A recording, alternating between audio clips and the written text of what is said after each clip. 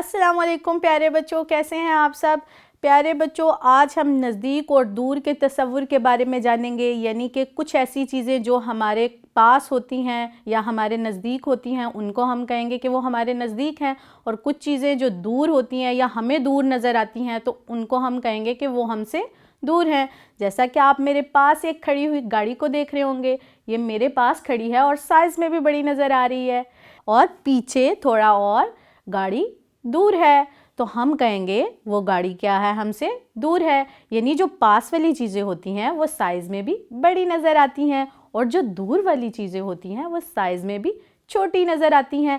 यानी कि पास वाली चीज़ बड़ी और दूर वाली चीज़ छोटी, लेकिन इनका साइज़ सेम होता है। छोटी चीज़ हमें इसीलिए छोटी नज़र आती है क्योंकि वो हमसे दूर होती है। अगर वो भी हमारे पास होगी तो वो भी हमें साइज़ में बड़ी नज़र आएगी। तो प्यारे बच्चों, अब मैं आपको लेके चलती हूँ एक फार्म हाउस पे। तो यहाँ देखें, यहाँ जो गाय है वो है नज़दीक क्योंकि ये मेरे बिल्कुल पास है, और जो पीछे है वो गाय क्या है, मुझसे दूर है। और आपने देखा होगा जो मेरे नज़दीक वाली गाय है वो साइज़ में आपको मोटी और बड़ी नज़र आ रही होगी, और जो हमसे बहुत दूर है वो हमें छोटी नज़र आ रही होगी।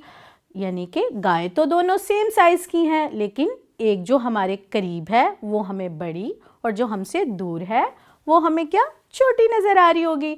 तो प्यारे बच्चों, आज आपको जान के कैसा लगा कि जो हमारे करीब चीज़ें होती हैं उनको हम बोलते हैं कि ये हमारे करीब हैं, और जो हमसे कुछ फासले पे होती हैं उनको हम बोलते हैं कि ये हमसे दूर है। तो सबको बहुत मज़ा आया। तो प्यारे बच्चों, आप अपना रखिएगा बहुत सा ख्याल, और हम मिलते हैं अपने अगले लेसन में। अल्लाह हाफिज़।